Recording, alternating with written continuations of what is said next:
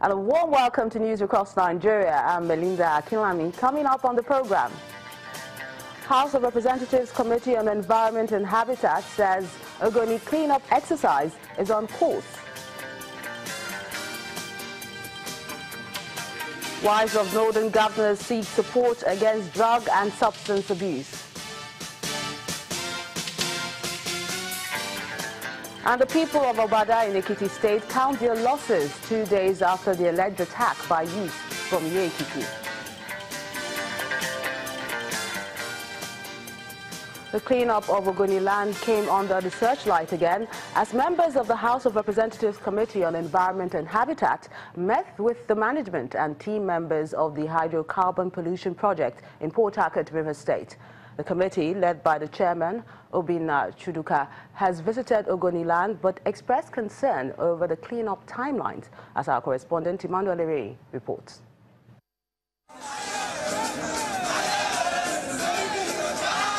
An event worth celebrating on June the 2nd, 2016.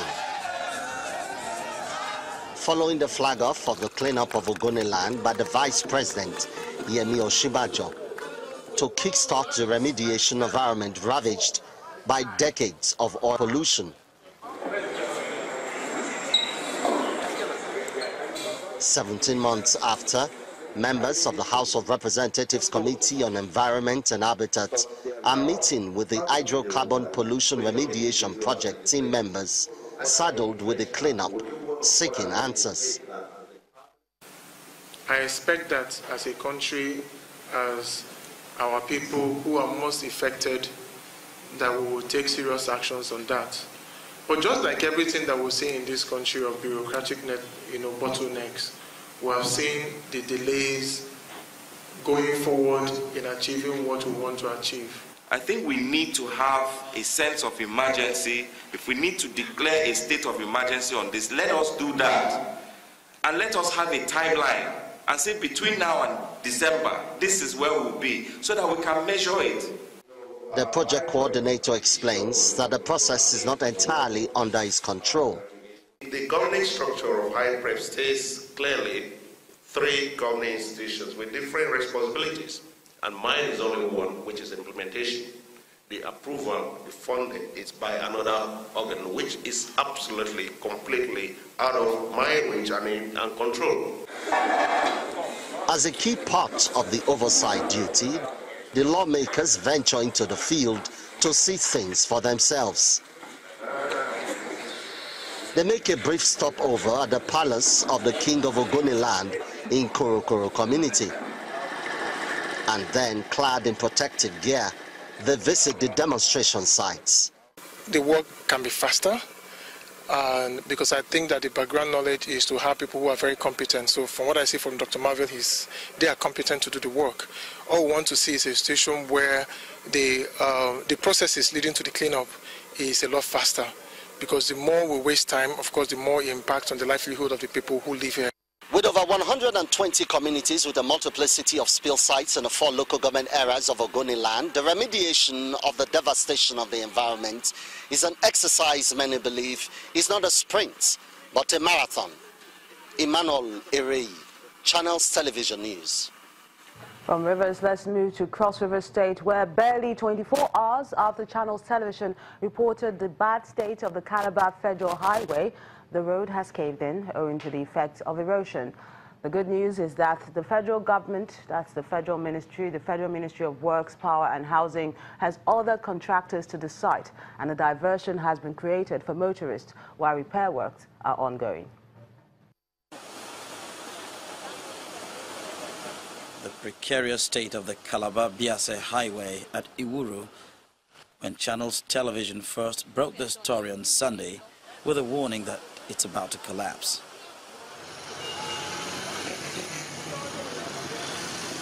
Less than 48 hours later, the last strip standing finally caves in, the inevitable result of ignoring the very obvious handwriting on the wall. The latest heavy downpour has delivered the death stroke. FEMA has been coming. They will come, they snap and go. Other companies have been coming, they only snap and go since then. So we've not heard anything. So I'm the one now directing our tanker and some vehicle and children going to school. As a very temporary solution, the road has to undergo a crude form of expansion. The contractors create a diversion by clearing the bushes by the roadside to provide an alternative route. Apparently, the federal government has ordered that repair works should commence on the road. Immediately we got here with the vehicle, the driver wanted to be stubborn to continue movement, but they had to stop it because if it had gone again, it would have collapsed with the passengers in the vehicle. So I wish that the government should take note. This road, our roads are so bad and so rough. It's just natural that the culvert has served its service life, so it collapses. So that's why we came here to create a diversion so that people can be using that diversion while we replace this culvert and fix everything back. The contractor handling the project offers assurances that the road will be up and running in the shortest possible time. After getting diversion, we now do the culvert halfway, then backfill, return the traffic this way, and then complete the other side. All this would not have been necessary if the problem had been effectively dealt with at its earliest stages. The major lesson here is that the authorities do not have to wait until infrastructure gets completely damaged before rushing in to carry out repairs. Let's head north now to Nasarawa State, where the people will soon enjoy more infrastructural development. That's if the words of the governor is anything to go by. He made this clear when inspecting ongoing projects across the state. He insisted that completing the road will ease transportation of farm produces from rural to urban cities.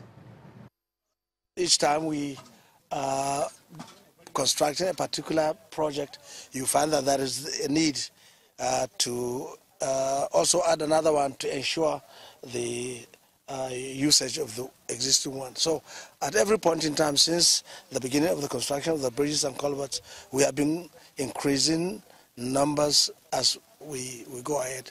And I am also planning for another second phase of the construction of culverts and bridges, because these are very, very important in ensuring that the communities around find their ways to their neighborhood and to the market, to their farms.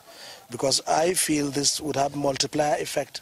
By the time the bridges, the culverts and the roads are constructed in the rural areas, the people in the rural areas would have been liberated to ensuring the conveyance and haulage of their farm products to the nearby market, which would add value of their produce. Governor of Nasarawa State, Tanko Almakura. Still in northern Nigeria, a coalition of social-cultural groups representing the major tribes in Benue State has raised an alarm over an impending attack by armed herdsmen. The coalition spokesperson, Mr. Edward Ujege, alleges that the planned attacks is with the aim of derailing the implementation of the open grazing prohibition law. In his response, Governor Samuel Ortom assured the groups of President Muhammadu Buhari's directive that security agencies defend the state from any aggressor. We are deeply concerned that the alleged heightened preparation to invade Benue State with large mass of cattle and militia was to truncate the pending takeoff of the anti-open grazing law scheduled for the 1st November 2017. We believe the plan is to make the law unenforceable if the authority has no means to contain the influx of cattle and its attendant herdsmen. This invariably could lead to conflict between the farmers and the herdsmen, and thus give them the excuse to initiate and execute their plan to annihilate us and take over our God-given land and inheritance. There is no two ways about it. We cannot go back to this law because the land is no longer there. And so this law has come to stay, and we must work towards ensuring that together we work around it. It is meant to protect all of us. It is not targeted at anyone.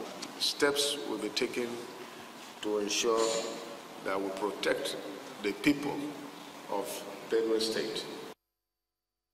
When news across Nigeria returns, a campaign against drug abuse is being carried out by the wives of northern governors. We'll give you details of that and other stories. Join us again.